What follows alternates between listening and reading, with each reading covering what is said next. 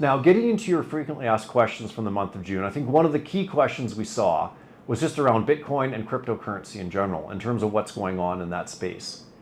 Now, I always want to start every discussion around with Bitcoin and cryptocurrency just by saying that, that Bitcoin is a high risk, high return type of asset, and it's extremely volatile. In fact, it's 5 times as volatile as the stock market. So it's something that you always want to bear in mind here.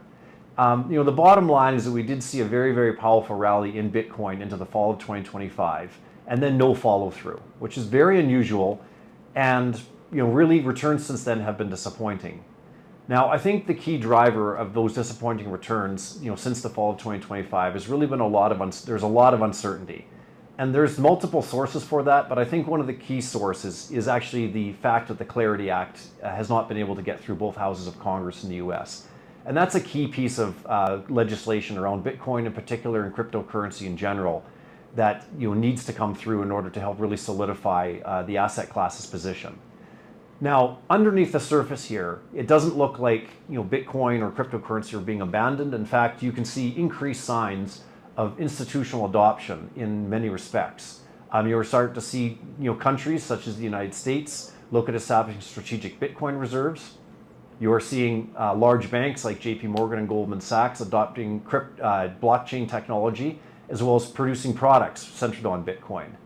Asset managers such as Morgan Stanley are now advocating for up to 4% of portfolios to be in Bitcoin.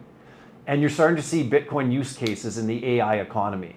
So there's a lot of fundamentally good news here.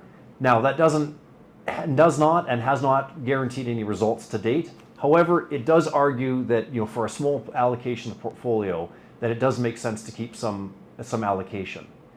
Now, if we take a look at the way in which we're looking at Bitcoin and cryptocurrency in general here, is that we want to keep in mind a few things. The first is we just want to recognize that it is an asset class. It's an emerging asset class for a portfolio, but it's an asset class nonetheless. We want to recognize that it is a high risk, high potential return asset, and it's not for everybody. We also want to recognize that we want to keep allocations relatively small, between 1% and 2%. Big enough that if it does produce its historical returns, that it will produce a nice tailwind for the portfolio, but small enough that if it were to go to zero tomorrow, it wouldn't destroy what is ultimately a pretty decent year.